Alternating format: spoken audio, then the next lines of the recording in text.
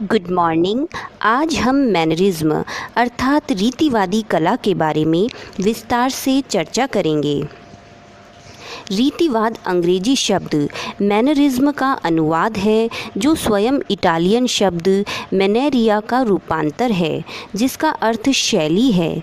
इस शब्द का प्रयोग पुनरुत्थान काल की उन अनेक कलाकृतियों के लिए किया जाने लगा था जिनमें लावण्य, परिष्कार, प्रयत्नहीनता तथा दरबारी शान शौकत का प्रभाव था। 1520 ईस्वी के पश्चात ही इटली के कलाकारों में व्यक्तिगत स्वातंत्र्य एवं अहम की भावना इतनी प्रबल हुई कि उन्होंने पिछले सभी कलाकारों का विरोध करना आरंभ कर दिया। वे नवीन ढंग से अनेक प्रकार की शैलियाँ विकसित करने लगे। इसे रीतिवाद कहा गया है। इस शब्द का प्रयोग सर्वप्रथम रफेल तथा उसके अनुयायियों द्वारा अंकित कुछ कृतियों के हेतु किया गया था, किंतु 1520 ईस्वी के पश्चात प्रायः सभी कलाकारों को इस वर्ग में रखा जाने लगा। कलाकारों ने स्वयं सचेष्ट होकर इस आंदोलन को न तो सूत्रपात ही किया था और न दल बनाकर इस नाम से किसी संस्थान की स्थापना ही की थी। 1500 से 1520 ईस्वी के मध्य कलाकारों की समस्त उपलब्धियों और नवीनताओं को लेकर आगे जिन नियमों के आधार पर चित्र बने उन्हें भी रीतिवाद के अंतर्गत रखा जाता है। साधारणतः जिस प्रकार 15वीं शती की फ्लोरेंटाइन कला गॉथिक विरोधी कही जाती है, उसी प्रकार रीतिवाद को चरम पुनरुत्थान का विरोधी समझना चाहिए। यह प्रवृत्ति 1520 ईस्वी से 1560 ईस्वी तक चलती रही। इसमें नवीन आविष्कार तथा सृजन की प्रवृत्ति न होकर केवल मनोवैज्ञानिक विरोध की भावना की प्रबलता ही रही है। प्रचलित विधियों के आकर्षक तरीकों को चुनकर कलाकृतियों की रचना करना ही इस शैली का प्रधान लक्ष्य रहा है। तकनीकी कुशलता और शैलीगत परंपराएं इसका आधार रही हैं। आज जिसे आर्टिफिशियल कहा जाता है, कुछ वैसी ही आकृतियां अंकित करने की प्रवृत्ति इन कलाकारों में थी। उस समय इस शब्द का अर्थ कलात्मक था, जबकि आज नकली है।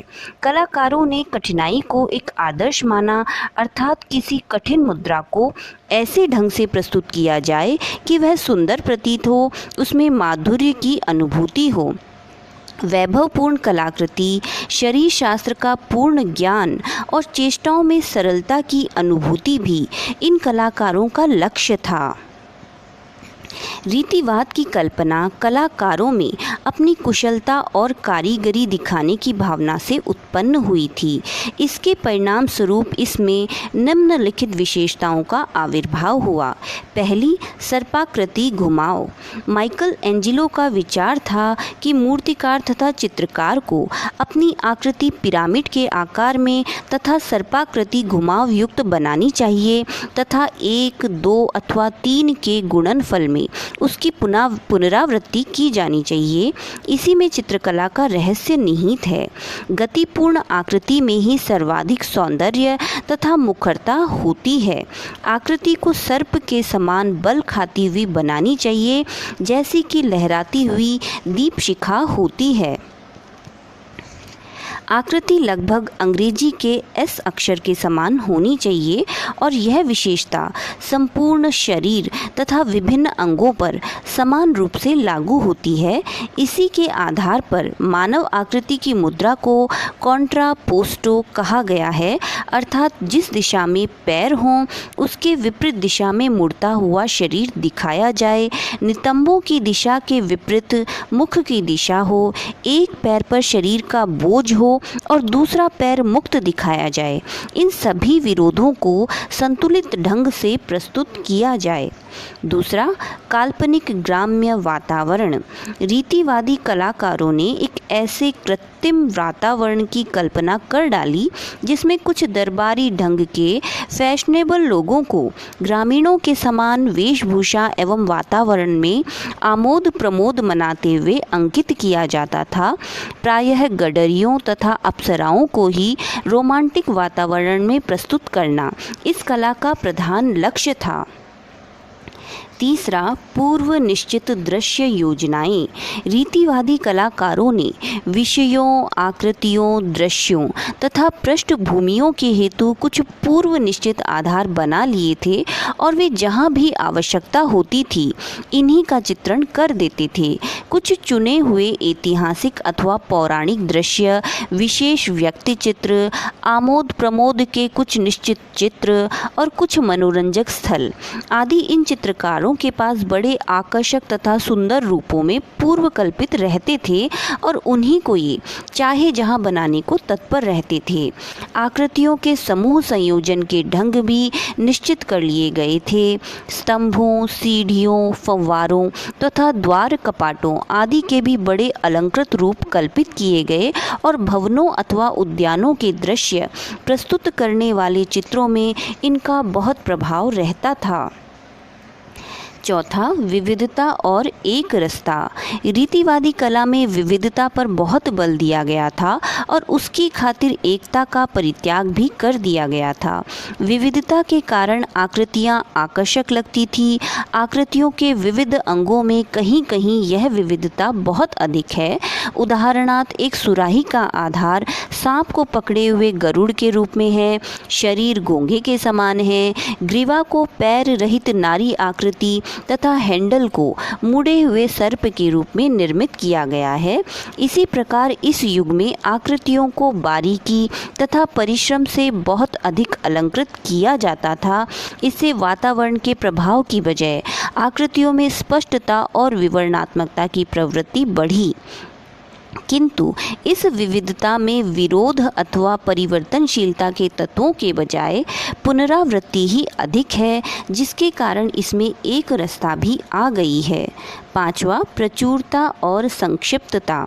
कलाकृति में प्रचुरता अथवा समृद्धि का अर्थ संख्यात्मक दृष्टि से आकृतियों की अधिकता है, किंतु इसका आशय छोटे स्थान में अधिक आकृतियों अथवा अलंकरणों को एकत्रित कर देना भी है।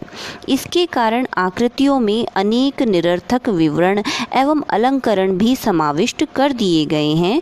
इसके विपरीत आकृतियों के अनेक भाव संक्षिप्त रूप में चित्रित किए गए हैं। छठा, सुंदरता और भयंकरता। रीतिवादी कला में प्रायः सुंदर स्त्री पुरुषों, बालकों, अप्सराओं, प्रिय लगने वाले पशु पक्षियों, चिकने धरातलों तथा कोमल प्रभावों के साथ साथ भयंकर राक्षसों, सर्पों, सिंहों आदि पशुओं, खुरदरे धरातलों आदि का विचित्र संयोग हुआ है। प्रायः आभूषणों, प्राकृतिक दृश्यों, भवनों के स्तंभों, द्वार कपाटों तथा दैनिक प्रयोग के उपकरणों में इनका अच्छा प्रयोग देखा जा सकता है। सातवां, स्पष्टता तथा अस्पष्टता। रीतिवादी कलाकारों ने अपनी आकृतियों को कहीं स्पष्ट और कहीं अस्पष्ट बनाया है। कहीं वर्णनात्मक विवरणात्मक पद्धति से काम किया है तो अन्यत्र प्रतीकात्मक रहस्यात्मक पद्धति से। इस प्रकार उन्होंने अपनी कलाकृतियों के प्रति दर्शक की उत्सुकता और आकर्षण को जगाया है। इसके प्रभाव से प्रतीक, अन्योक्ति रूपक एवं मानवीकृत आकृतियाँ रीतिवादी कला में बहुत प्रयुक्त हुई हैं, जिनका अर्थ समझने में विलंब लगता है। आठवां, रूप और प्रतिपाद्य। रीतिवादी कलाकार विषय वस्तु से अधिक महत्व रूप को देते थे और इस प्रकार अपनी कृति की कलात्मक विशेषताओं को प्रमुख मानते थे। दर्शक भी पहले कला की रूपात्मक तथा तकनीकी विशेषताओं से प्रभावित होते थे और उसके पश्चात ही विषय को समझने का प्रयत्न करते थे। आकृतियों के घुमाव, छाया प्रकाश और अंधकार के प्रभाव, रंगों की क्रीड़ा, परिप्रेक्ष्य और अलंकरण, ये सब दर्शकों को इतने उलझा लेते थे कि उन्हें विषय वस्तु अथवा प्रतिपाद्य के बारे में सोचने का अवसर ही नहीं मिलता था। इस प्रकार यह स्पष्ट है कि रीतिवादी कला उन उद्देश्यों के उपयुक्त उचित साधन नहीं रही है जिनके हेतु कलाकृतियों का सृजन होता था। इसमें शैली तो है, औचित्य नहीं है। रीतिवाद की कतिपय अन्य विशेषताएं भी बहुत स्पष्ट हैं। चित्र में मानव शरीर को प्रमुखता देना, कुछ असाध्य सी मुद्राएं, लंबी शरीराकृति, कभी कभी मांसपेशियों को अनावश्यक रूप से उभार देना, अस्पष्ट संयोजन, प्रधान आकृति को प्रायः कोने अथवा पृष्ठभूमि में चित्रित करना, पास तथा दूर की आकृतियों में असंतुलित अनुपात तथा प्राकृतिक दृश्य में असंतुलित परिप्रेक्ष्य, रंगों की विविधता एवं आकृतियों से असंबद्धता, कहीं कहीं लाल रंग नारंगी रंग में तथा पीला रंग हरे रंग में लीन होता हुआ तथा वर्ण योजना में किंचित रूखापन, ये इस शैली के मुख्य लक्षण हैं। इससे स्पष्ट है कि यह शैली मानसिक असंतुलन एवं सामाजिक अस्थिरता को प्रकट कर रही थी। तत्कालीन ईसाई सुधारवादी आंदोलन ने प्राचीन शास्त्रीयता एवं चरम पुनरुत्थान के प्रति आस्था को समाप्त कर दिया था। रफेल एवं माइकल एंजिलो की आकृतियों में कला पूर्णता प्राप्त कर चुकी थी, अतः अब प्रत्यावर्तन की बारी थी। यह प्रत्यावर्तन ही इस प्रकार की विकृतियों में प्रकट हुआ। रफेल का शिष्य जूलियो रोमानो, पोंतोर्मो रोस्सो, पार्मिजियानिनो, ज्यूसेप आर्सिमबोल्डो इसके प्रमुख अनुयायी थे। जूलियो रोमानो पर विंसी, रफेल, माइकल एंजिलो का पूर्ण प्रभाव था, जिसे उसकी कृति द विजिटेशन ऑफ मैरी में देखा जा सकता है। इसमें 4 स्त्रियां हैं, मध्य में मैरी व एलिजाबेथ हैं।